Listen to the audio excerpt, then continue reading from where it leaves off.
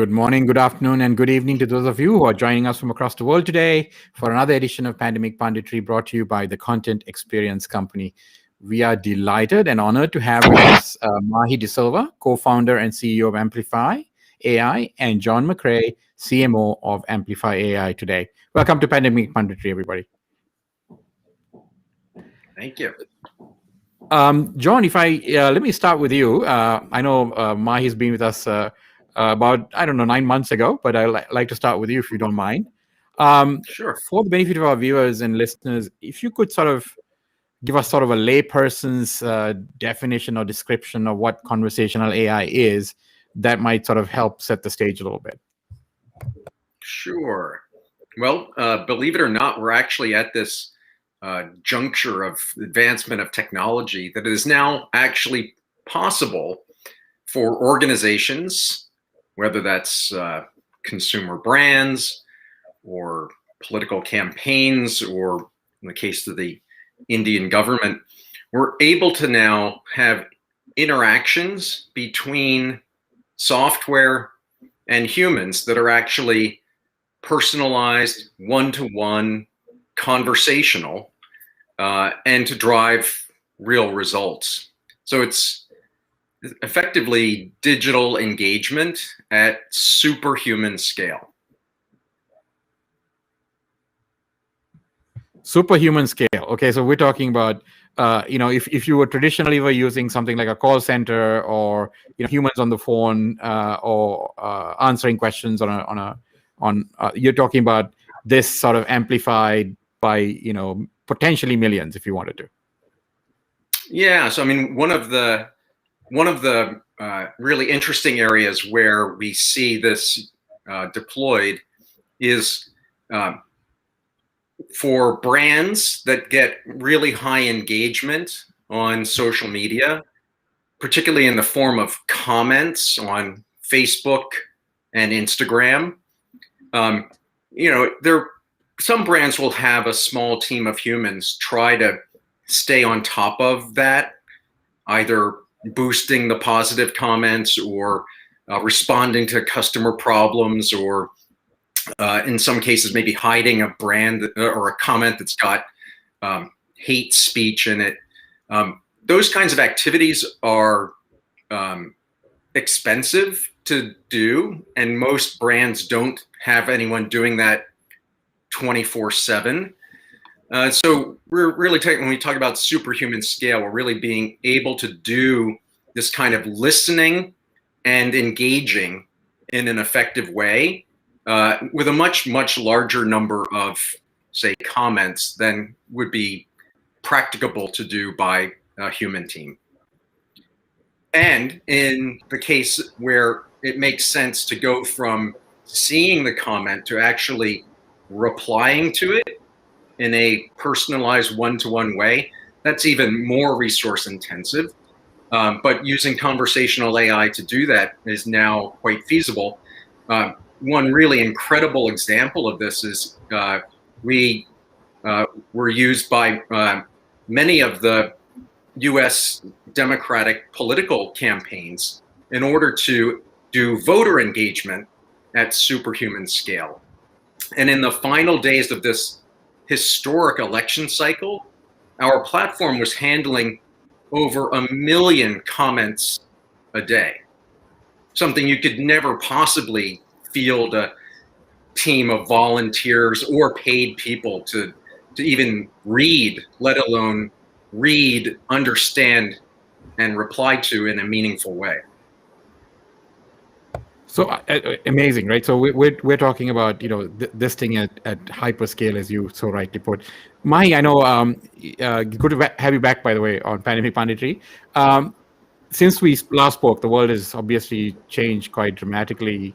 However, I think it's been a great year from what I've been sort of following you on the press and media for you at Amplify AI. What were some of the highlights for you of sort of the past 9 months? Being the co-founder and CEO of Amplify? So I think when we spoke last, we were talking about using our conversational AI system by various governments, NGOs, organizations that were really trying to educate the public, trying to get them real-time information, and tapping into everything from website chat to social media, even to search, to drive a persistent engagement. But let's say that was back in the April timeframe in 2020. What we've seen as a macro level trend is that as lockdowns happened all over the world, every brand was looking to exploit digital engagement better. So even if you were a small business, a restaurant, you had to have an interactive website. It wasn't just about posting your address and your hours and your menu. It was about how you could place an order, whether it's a pickup or a delivery service. And it brought so many businesses to real world digital interaction, as opposed to the brochureware internet that you could kind of have some presence, but it really wasn't interactive in any substantial way. So we've seen the benefit of that now multiply to every brand across major verticals. When we started 2019, we had some marquee brands on our platform, but we've seen everything from financial services companies that are, trying to provide access to lending, whether it's government sponsored or otherwise. We've seen automotive companies that have really moved to the fact that people are not going to come to their dealerships and test drive their cars. How could they create a virtual experience that was just as compelling? We've seen,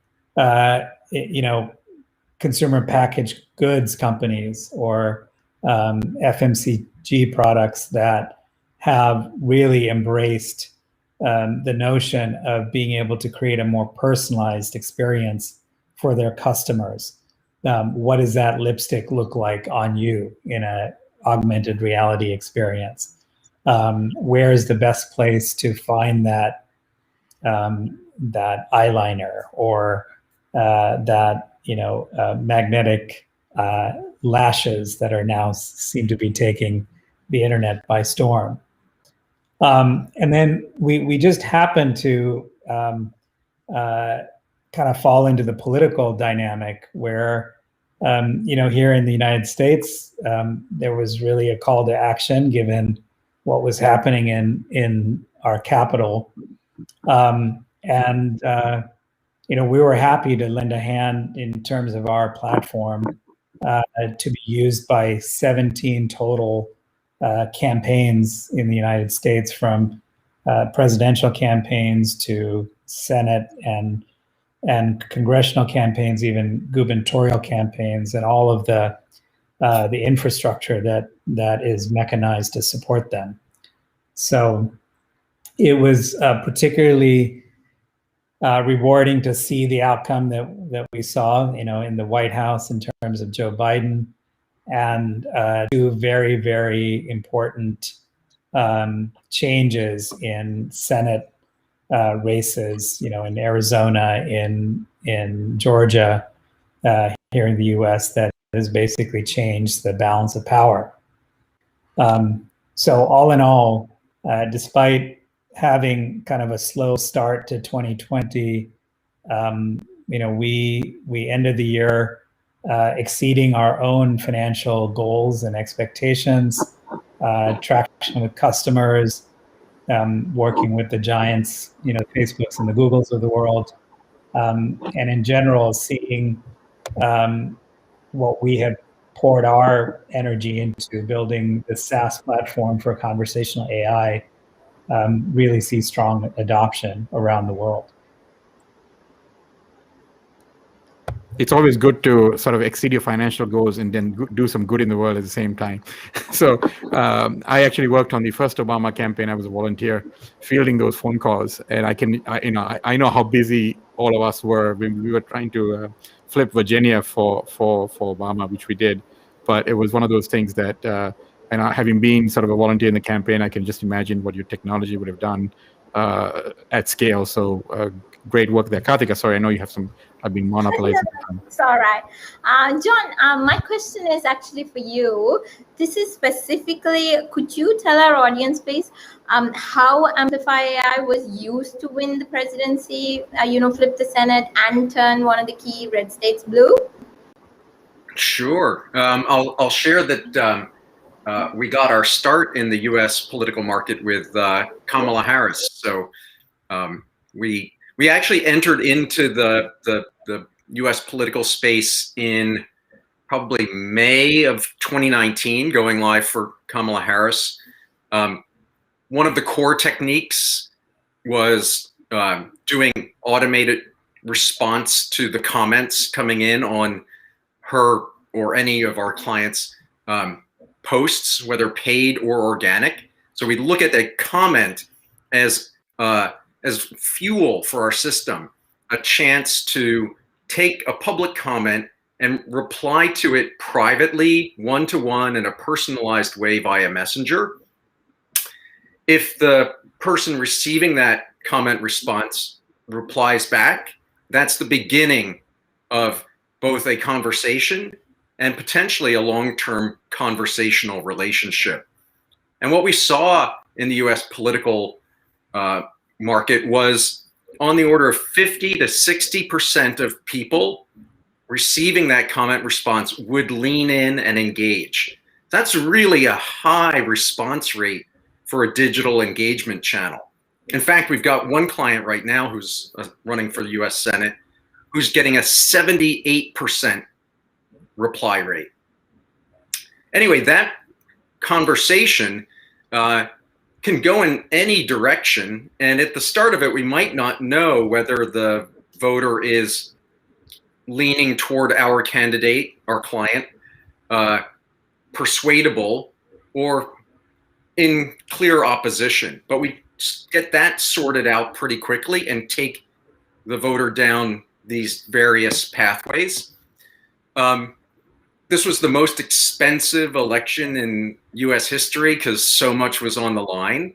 So our political clients very much were interested in how we could move the needle for their KPIs of email list building, SMS opt-in list building, and driving grassroots donations. And that core performed remarkably well. And it did so for Senate campaigns, and it did it for the most well-funded presidential campaigns in the primaries, and then for Joe Biden in the general election.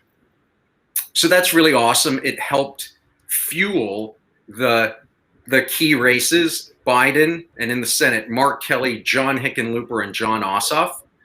But the most interesting work that we did, I think, was what we did for the Biden campaign in the final 4 or 5 weeks of the campaign, in which they had a voter file that had several 100,000 voters believed to be likely to support Joe Biden or be persuadable to support Joe Biden.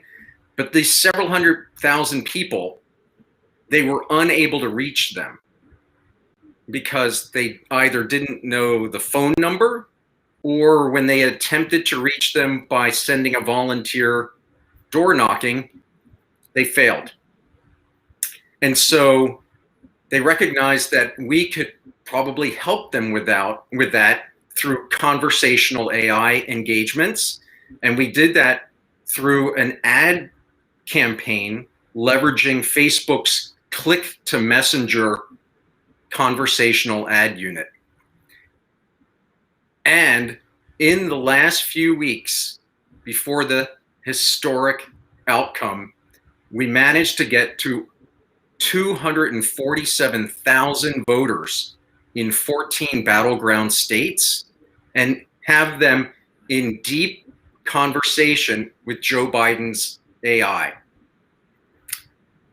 And of those who were supportive, which was the vast majority, we were able to help them make a voting plan based on an integration with the DNC's polling place API, which meant they could type in their home address and we could show them the nearest polling places, help them choose one, and lock in a plan to vote on a particular day in a time frame in which it was open, and then have us give them a reminder on the day that they were intending to vote.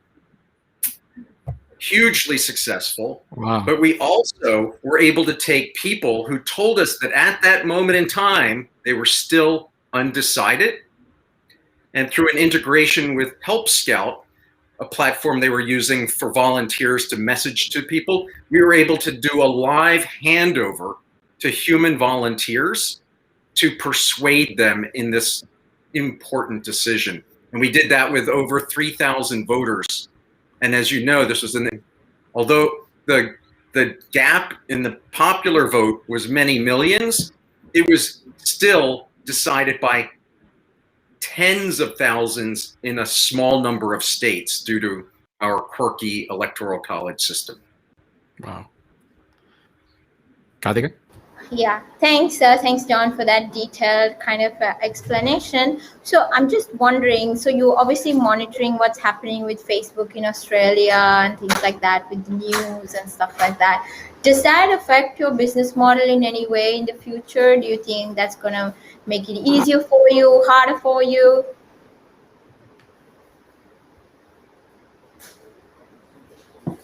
Mahi, do you want to take that one? Maybe I'll jump into that. So, just so that we're all on the same page, both Google and Facebook are objecting to some legislation that basically says that if a social media company or a search company happens to publish through their access mechanism, that they should compensate the outlet or the organization that was creating that news content, which goes a little bit against, I think, the basic premise of the internet that even copyrighted material is made available through sort of a fair value exchange. However, that's monetized, that a lot of content is behind a paywall. If it's to be monetized through premium services, if not, it's monetized through advertising, and services like Google and Facebook surface up that content. A lot of it through the proactive placement of those content and those links in the various search engines or social media platforms. So in terms of how this affects us, we do work with a number of news organizations. So in India, for example, we have some of the biggest news organizations that use our platform to broadcast content and to re-engage that consumer. So you may see a piece of content on Facebook from, let's say, Z News, and you might click on it. And what we would try to do is to invite that consumer to enroll in a reoccurring relationship with that publisher to get alerts. Maybe it's breaking news alerts. Maybe it's something that's very specific to a topic or a section of the news that they're interested in. And we use a combination of messaging and social media to drive that re-engagement without having to pay for it. Right, it's still monetized in the same ways that it was monetized before. So we think that that's an opportunity for a brand to control that relationship with the consumer. It's not a free-for-all, here's just the content and let's hope the consumer comes back to it. It's actually creating consumer loyalty between that publisher and that sort of brand of news. If they trust a Z Media to be an authentic purveyor of news, then they enter into a reoccurring relationship to consume that content in a way that the content is really personalized to the specific types of news they're looking for, down to potentially a specific news vertical. So we think that AI and personalization can go a long way in helping publishers attract audiences and to customize their news outlets that will meet the needs and expectations of the consumer in a more tailored fashion. And I think that using messaging, using social media tends to be a better way of trying to get those news out to that individual consumer, as opposed to like developing a mobile app, trying to get the user to download the app and that the user will proactively use that app every day. Something that shows up in your WhatsApp or Facebook Messenger stream from that brand that says, here's your breaking news today, or your personalized news today, seems to be a more attractive way of packaging up that content for an individual consumer. Thanks, Mahi. John or Mahi, with the pandemic and people getting more aware of, touch screens and not wanting to touch things because of the spread of the virus and things like that, do you feel like, part of the success of Amplify AI is because it's conversational and people now want to do like more listening as opposed to more touching and going through things on a screen? Actually, our go ahead, John. I was just say we're all in on messaging. So our modality of conversational AI is not voice, but it is in fact any form of chat, whether that's through Messenger or WhatsApp or Google Business Messages. We think people still are very much interacting with the screen that's their personal one. But yeah, there's obviously reluctance to be interacting with touching other people's screens. So is voice sorry, Lavi, you had a question. Sorry, go for it. Yeah, I was just going to add that we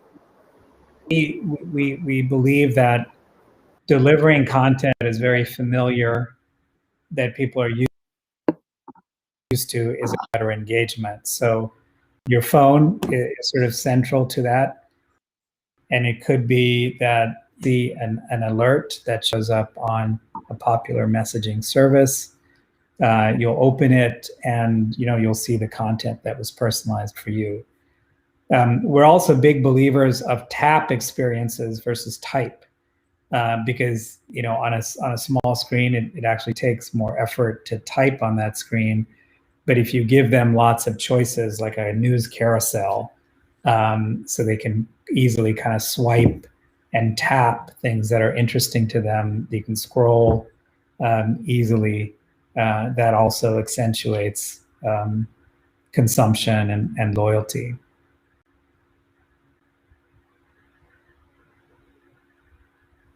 Lavi, sorry, you seem to be on mute.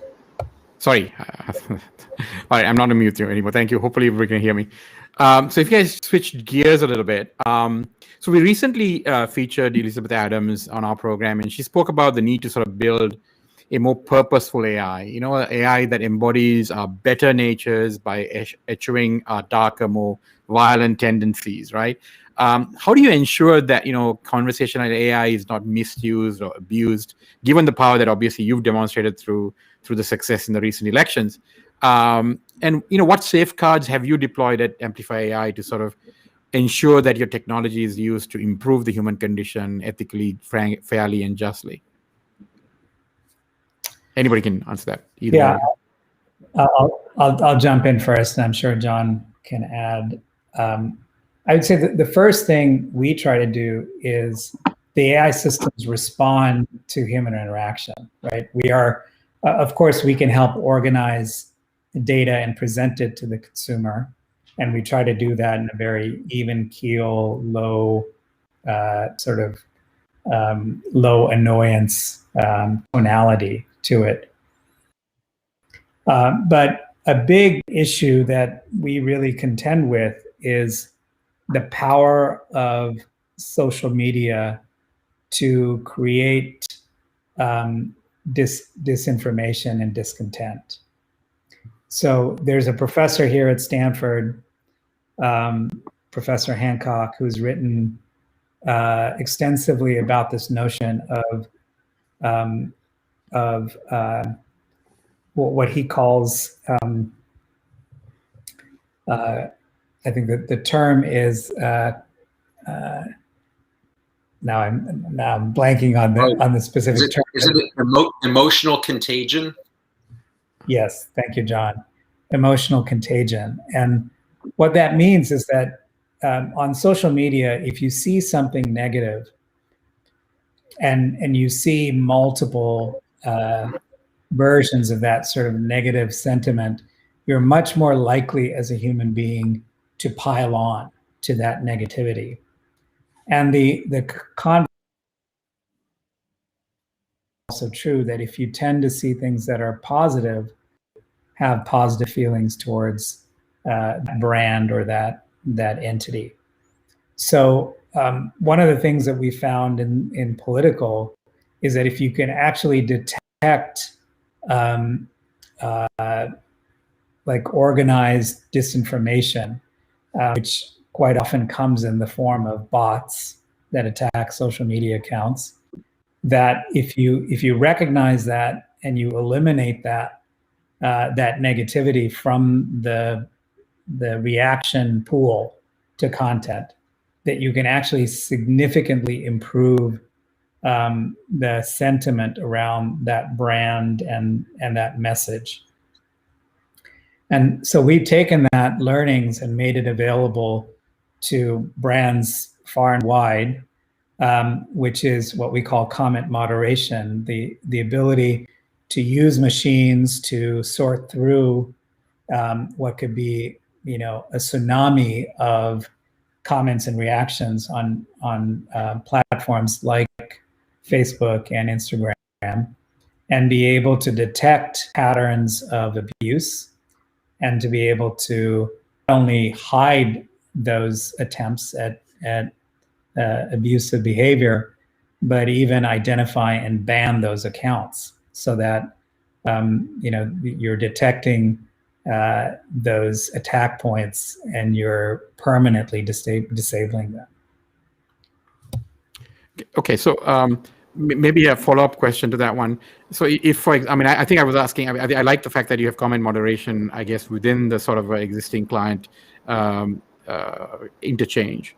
But maybe I'll direct this towards you, John. So if the Proud Boys came and said, hey, we loved your technology, can we use it? Do you have any sort of internal safeguards that say, no, I'm not doing business with you because, you're recognized hate group, or how do you let sort of this very, very powerful technology, obviously demonstrated by the success you've had with it, from sort of getting misused by other parties, right? Is there anything internally that you've structured to say, I will only sell to certain people, or I won't support that, go find somebody else who would? Or, how do you make those kinds of, or do you make those kinds of distinctions because of the power of the technology? I'm just wondering. And the answer could be you don't know, but that's fine as well. Well, it's certainly the case that we as an organization, do not want to be doers of evil. So we do reserve the right to refuse any customer. And I think you raise a very important and serious question. One of the things we try to do in the designs that we deploy is we are not in any way attempting to trick the human into believing that they're conversing with a human. And there are various techniques for how we try to, if it's for a political campaign, we talk about the candidate in the third person, not I, me. For example, with John Ossoff, we had the AI say, "I'm John's virtual organizer." So we're trying to set a playing field where the human is not from the get-go feeling or literally being tricked. So a lot of this is like best practices that we do in order to be ethical, moral, and legally compliant, especially given I do believe there will probably be more regulation of these kinds of interactions. And there is a remarkable power here, which I think, I wrote a Medium post about this called What I Learned from Conversations with Over 500,000 Trump Supporters. And, we didn't set out to probe the mind of Trump supporters. What happened is when we first deployed for Kamala Harris, we quickly discovered that fully 1/3 of the people who were engaging with her ads were people who had no intention of ever voting for her because they were loyal Trump supporters. So that was inefficient spend on the ad side. Mm-hmm. And so over time, we built up a custom audience of Trump supporters and used that for anti-targeting so that we could be reaching potential voters in support of Kamala rather than spending money to reach Trump supporters. That said, what we found is when we didn't have a Trump supporter conversational flow, that made angry folks angrier. And so we built up a set of questions, not because we had any particular thing in mind, but we just didn't want them to be angry. And over time, we ended up finding that folks across the full political spectrum were keen through the intimacy of Messenger to engage in a truthful and sharing way because they want it to be heard. So there's a real amazing power here. And I agree that we need to think carefully about how do we make sure that that power is not deployed in some way to nefarious ends by some other company. Great answer. I would just add to that to say that, we applaud the advances that have been made by platforms like Facebook and Twitter to be more explicit about what would cause an account to be suspended or blocked. I think the rule set is more more common sense driven today. And with our contractual framework with our customers is that they have to comply with all of those platform regulations. And if they do not comply and they abuse our platform, we reserve the right to turn them off. So that's a very explicit understanding that we have. We try not to create a company that is sort of single-sided or single issue driven. We think that there is a lot of room for a diversity of opinion and dialogue, but they have to conform to the platform terms of use. Great. Kartika? Yeah, so John, you'd recently, or maybe not recently, a couple of months ago, written a blog post about how you reached, I think, 10 billion engagements and over 500 million people with Amplify AI. So to that point, so you've used Amplify AI to enact change at like a scale that, like we've seen in the last US election, which marketers would like to call movement marketing. So do you see Amplify AI as an enabler or tool for, organizations, companies, or individuals that are looking to, enact good or change in the world through movement marketing? Oh, absolutely. Yeah. There is an enormous appetite in the world for people to engage in a positive way to enact change that makes the world better. And any organization that is able to tap into that and is going to see really high engagement on their social channels, and will struggle to figure out how to take that engagement and make it into something of value. And that's where we come in. Conversational AI can turn engagement into gold, whether that is folks volunteering or folks donating, signing petitions, calling their elected representatives. It really is a force multiplier that every change agent should be looking at. Thanks, John. So John or Mahi, I mean, we recently spoke to the Chief Movement Officer of Amnesty International, and they're now running this new movement around banning the scan, the facial recognition stuff. So I'm interested to find out: is there a movement marketing playbook? And if there were, what chapter would Conversational AI or Amplify AI be in that book, and why?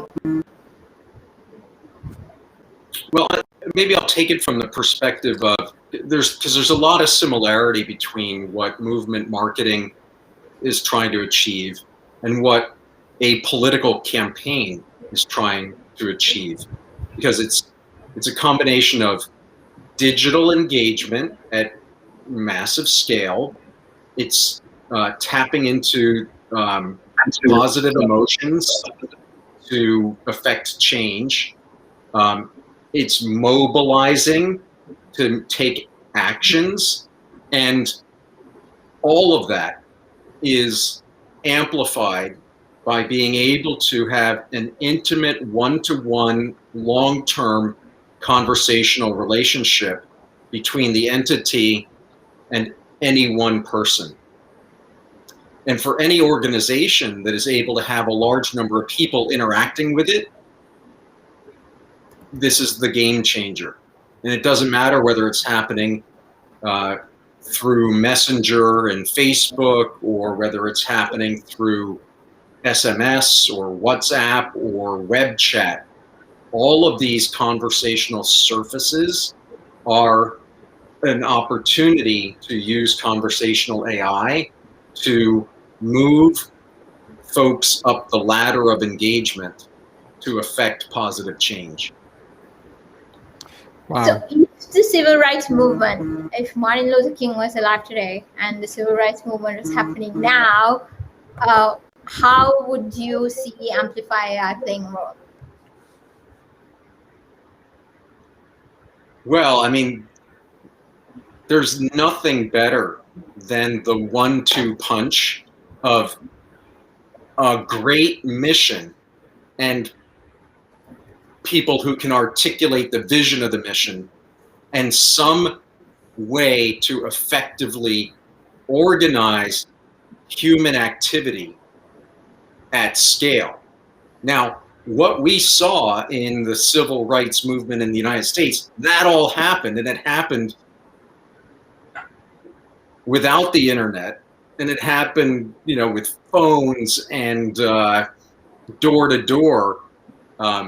But what Mahi and I and Amplify.ai we're so proud to have demonstrated over the course of 2019 and 2020 and even a little bit of 2021 in the US political system is to be able to organize human activity to affect change at a scale that was previously inconceivable without physically going to large-scale events, which became impossible in the pandemic.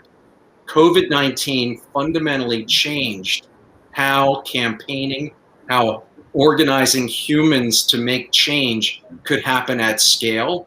And so it's a fundamentally different way about engaging with people in a way that works for them and works for the greater good. So, I mean, that you bring up a really interesting point there, and I'm wondering whether you are at liberty to comment on this or not. But it seems that the Trump campaign, was focused on mega rallies, all these people together in a physical location, and they seem to have essentially read the technical tea leaves incorrectly, among all other things. Well, okay, that's a separate conversation. But they did not adjust their campaign to the realities of the pandemic, right?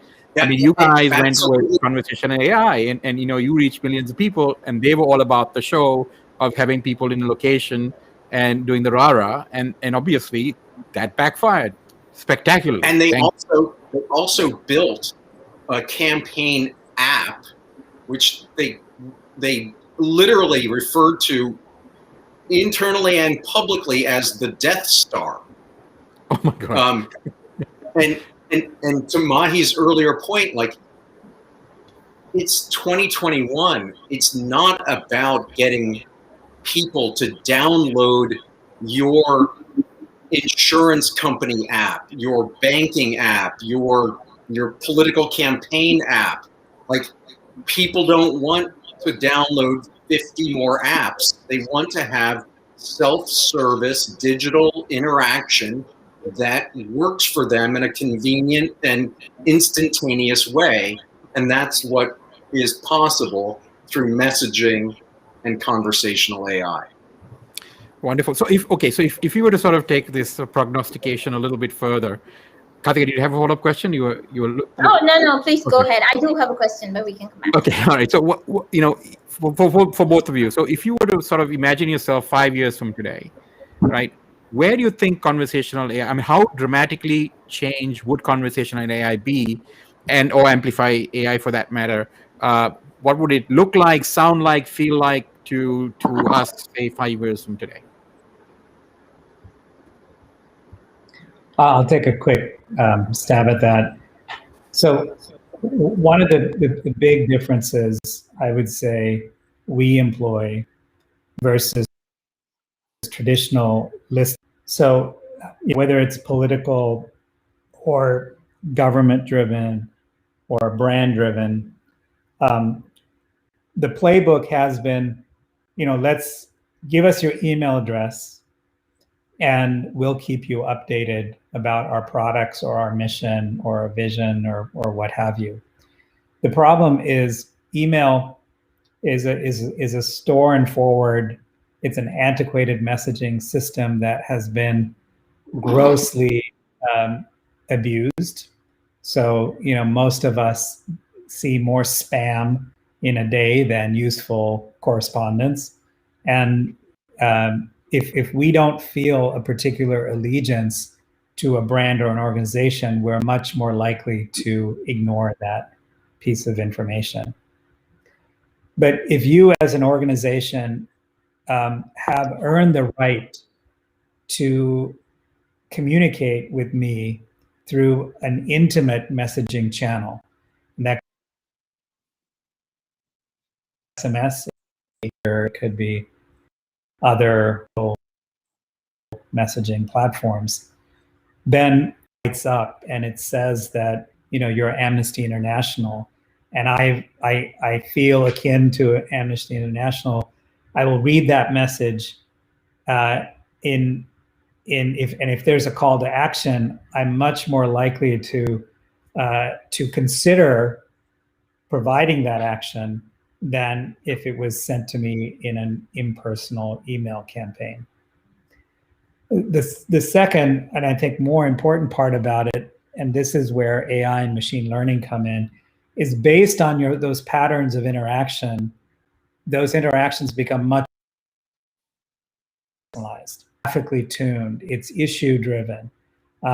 So we're finding those pathways that will drive better engagement because it's more meaningful to that individual, even though Amnesty International is a truly international organization that is trying to reach billions of people around the planet. So it's about much more data-driven about listening, about being much more data-driven about personalizing that engagement, making it personal and meaningful and rewarding. Because ultimately, if it's not rewarding, we'll eventually tune out. So I think, with the power of machine learning, you can do that without throwing a lot of humans at that problem and have them sort of sort through all this data and try to do it manually.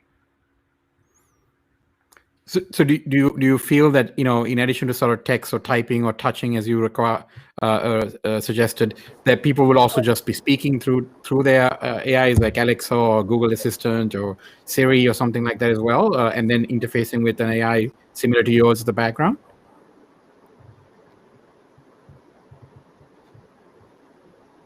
Different what the input Sorry, I think method you're or on mute. output method might be. Okay. I'm not. It might be the stream. Can you hear me okay? Yes. So I was just saying that we're largely indifferent to the input or output method because it all essentially gets turned into strings by the time our processor gets involved, whether it's a spoken word or read or typed or said. And we think that the emergence of augmented reality will make the camera even more interactive and more data-driven. Instead of it just being like a 2D picture, you'll be able to tell that I'm in my home or I'm in a particular location, and that will provide more signals about me and my presence. So yeah, we think a data-rich interactive environment, there's a lot that we can do with all the great technologies, modalities that present themselves in digital form. Cool. Karthika? It really, the notion of conversational marketing has been around for a long time. It really is a kind of a holy grail. But it is a major game changer. Like right now, the world is largely set up for broadcast, this one thing to many people.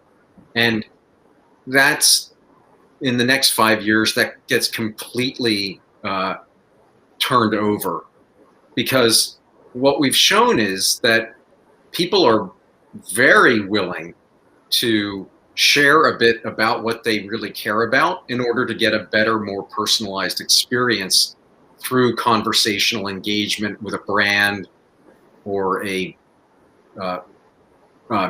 movement organization or a political campaign. People want to be heard. They have opinions. They're willing to share them. And if that creates for a truly better experience, it also means that the touch point frequency can be higher. So, for example, right now, one of the most important tools in the political space has been texting, broadcast SMS. It really works, but it works because you send the same message to a very large number of people and a small fraction of them will click and donate. We can completely transform that in the next 5 years by understanding the recipient, the voter, better, and delivering the right message to the right person at the right time. And that will work in commercial, it will work in political. It's it's a really different way of thinking about digital engagement. And to Mahi's point that we're essentially agnostic as to whether it is messaging or voice. Before I joined Amplify.ai, my last startup was doing virtual reality stuff a little earlier than the mainstream market, but we're seeing now this year that VR is mainstreaming. 5 years from now, it will be mainstream. And how brands communicate with people through virtual reality will have at its center this conversational AI personalization approach. And so that's really that's probably the biggest mind blower that'll happen in the next 5 years. Yeah, I'm getting a little bit excited by everything John's saying, because this is a bunch of stuff that I've been saying for a while now. But obviously, John, as you know, the advent of social media has led to this whole generation of, shall we call, spray and pray marketers who still exist. Just, to Mahi's point as well, just list building, build as big a list as possible and basically spray and pray, as opposed to personalization and stuff like that. So given that kind of context, and also, the increasingly competitive kind of market space that, you're in, what is Amplify AI's niche? Are you planning to niche down? And, what is it that you offer that you think is unique and different for a customer to, work with Amplify AI?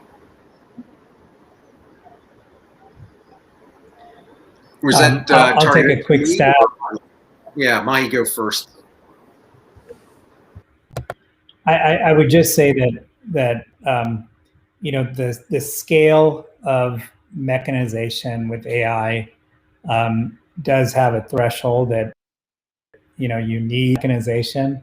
If you're a mom and pop store that gets a dozen interactions a day, you don't need a machine with that.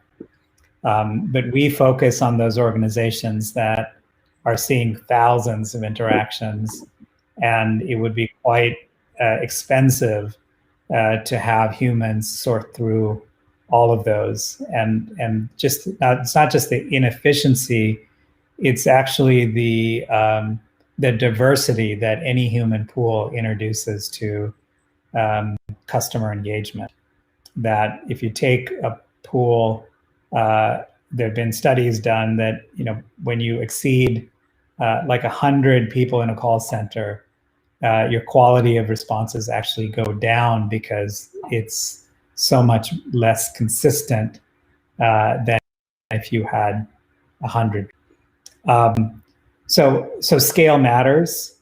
So we do focus our solution on being delivered to people that are seeing thousands of interactions on a daily basis. But to talk a little bit about the future and how our market is evolving, we are seeing brands really embrace the notion of social influencers to help represent their brand in the digital world, and assist in its communication, but envelope all the influencers that are representing that brand, measuring that, understanding the tonality of those interactions, the implications to brand safety with those interactions, really make that stronger.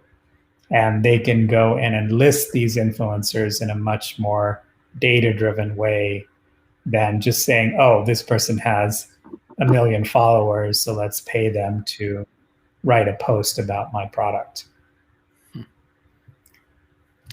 Karthika? You're on mute, I think. Sorry, my bad. It's interesting what Mahi is saying, because I think it was in 2017 when Reid Hoffman came on the Masters of Scale podcast and said, in order to scale, you have to do things that don't scale at the beginning. But based now 3-4 years down the line, what you guys are saying is you can do things, you can personalize at scale, basically. You know, in order to scale, because it's essentially the antithesis of what he was saying, which is he said, in order to scale, you know, you have to do things that don't scale. But what you're saying is, in order to scale, the things that don't scale, we can help you scale. I would agree with that, but I would add that I think Reid is right. And an example there is something of my lived experience, which is in our efforts in the US political market,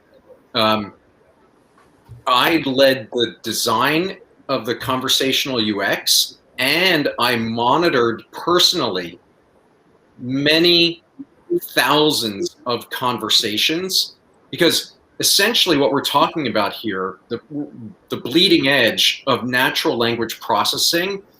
I mean, the significance of our announcement of 10 billion digital engagements across 500 million people around the world, like, we solved a chicken and egg problem, because if your NLP is not good enough, you won't get to billions of engagements. And if you get to billions of engagements, conversational engagements, you have a conversational data set on which you can do machine learning and get better and better. And so that tricky part of that is some humans need to spend a ridiculous amount of time looking at actual conversations between humans and AI in order to figure out where's the lever to improve this and make that improvement happen on a week over week escalating basis. Interesting point. Lavi, I know you have something to ask. Sorry, you're on mute, Lavi. I think you have a minute left, and so let me ask a question. So, if somebody, people listening in audience are, very intrigued about what you do, and say, hey, this is an opportunity for us to sort of get ahead and use AI technology that's mature. And I know that if you just Google conversational AI, you're going to get a lot of companies sort of claiming to do various things. So what kind of so if you were to narrow it down and say, okay, the kind of customers that should be calling us are, and if you can answer that question, John, and say, like, there would be these companies with this kind of turnover or this number of employees, this kind of problem, that's who should be contacting us. That would be helpful. Yeah, the way I think about it is, it's whether the entity is a consumer brand or a political campaign or a government. One of the most important attributes to make this a high return on investment deployment would be that there is today high engagement, especially if it's in the form of comments, whether the comments are on Facebook or on Instagram. Those are where we can really move the needle big time right out the gate. Okay. So a high level of engagement on social media platforms around whatever your thing is, whether it's a brand or a movement or a person or whatever it is, that's where you can make a significant impact in terms of the outcomes and in the levels of engagement and call to actions and all of that stuff. I would assume that's what you're saying. Yeah, I think that's a really good point. But also, what we're now seeing is with the tools that Google has exposed in search, we can now create that conversational experience right from a search result. And the same thing that we've been able to deliver in social media and on websites, we can now deliver within a search experience. And that's practically every enterprise today invests in search technology and search-based customer engagement, and our tool set works very well in that modality as well. And you did mention, Mahi, that you had a number of news organizations customers. Did I hear correctly? Yes, that's right. Okay, so that would be a potential source or a type of customer as well. Somebody who wants to create a personalized experience in terms of content, engages with you to then sort of, comb their own resources or the internet to provide that content to them in a personalized manner. Did I hear that correctly then? Exactly. Okay. All right, Karthika, any final comments or questions from anybody? No, I just had one question. So if somebody, let's say X, who meets all of these criteria, comes and says, I want to build a movement around something. So right now, from my understanding of it, because you've solved the chicken and egg problem of having the data sets and understanding the conversations, if a human is able to identify and go through it, you're sort of, how long does that take? Like with the existing data sets that you have, if somebody comes and says, I want to build a movement around, I don't know, the ethics of AI, how long does that process take for them to hit the go button? It can literally be hours, because it's as easy as using our conversational builder, drag and drop, and deploying that solution, and then getting interactions and reacting to it. Most people have a pretty good idea of the kind of engagements they want to drive, whether it's acquisition or issue-based engagement. So it's very easy to put that into the form of a conversational flow or a conversational tree. And it's one of these investments that, you can refine it as things develop, and the insights you'll get are, they're priceless. So, okay, I'm going to ask another sort of a salesy question from John, maybe. So, John, if you were to say, if you would advise a customer looking to sort of deploy conversational AI, what are the sort of 2-3 things they need to sort of ask the vendor, such as yourself, to make sure that you're a competent or useful vendor for them? I mean, what are the 3 or 4, 5 questions you would recommend they ask any vendor in the space to verify their credentialing? Because I know there's a lot of sort of buzz around. There's a lot of players out there. And so how do you sort of, how do you figure out which one is the right one beyond sort of the marketing, obviously, on the respective websites? I think that's a great question. Certainly where the rubber meets the road is there are a lot of folks out there who provide simple tap-based chatbots. But if the platform is not able to handle typed responses from humans who really want to engage, which is what you will have in any deployment. So you need, if you're trying to find a vendor for doing personalized conversational AI engagement, no matter what goal you have in mind, you need to understand how good is the NLP.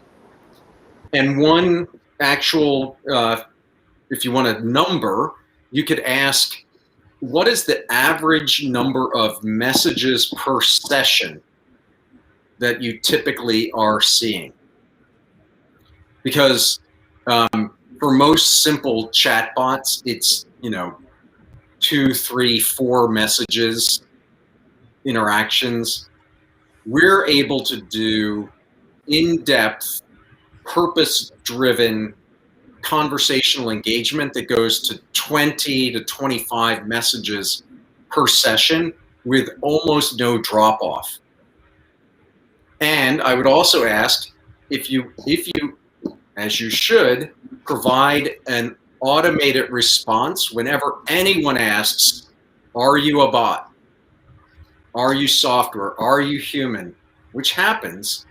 The question would be, how frequently does that get asked? And the answer to that question will indicate what? Are you a bot? Are you a human? If it's a relatively unsophisticated platform, that question will get asked a lot, and the number of messages per conversation will be fairly low. Okay. So obviously, on both these questions, you're hoping the vendor will give you a truthful answer in response. Well, you know. Yeah. Okay. That's a more philosophical question. Okay. Well, thank you, both of you, for obviously, the other way I would approach it is say, give me a link. Okay. To actually experience your best. I mean, it's super easy to determine by going through a conversational flow whether it works or not. I mean, I gave you this rosy picture of what could be in 5 years. The truth of the matter is today, if you go to any of your favorite brands on Facebook and look, you'll probably see a send message button. Hit it, pose a question, and see what happens. It will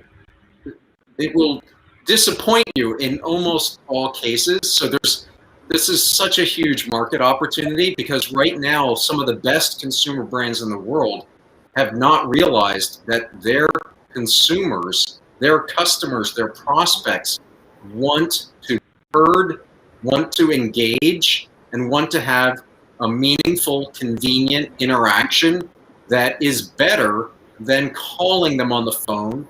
It's better than walking into their store, better than being put on hold. It's just like marketing is changing right now. And there's an opportunity for the best CMOs of consumer brands to turn their brands into conversational brands.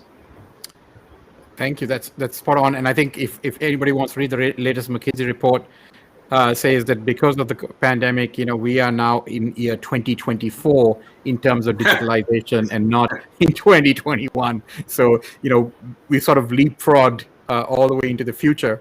And technologies like yours is going to make a hell of a difference to the experience. And that's why we wanted to have you on our show. We are focusing this year on AI as sort of an instrument of change for the positive and the good. And we are advocating to people who listen to our program or view our program to actually embrace AI, because we believe there has to be some kind of a force multiplier required for us to sort of stop this, what we are calling the sort of the extinction clock from running out. We think it's 60 seconds from extinction, and we need to do quantitatively and qualitatively different things to improve the human condition, and AI is a great tool to do that. And we believe that companies such as yours are positioned very well to help do that. So thank you very much for spending your evening, late evening in California with us. So thanks again, Mahi and John. All the very best. Keep us posted. We're happy to sort of have you back on the show if you have any sort of new news or new technology to share with us. Thank you for having us. You're welcome. Take care. Good night. Bye. Have a good day. Okay, bye.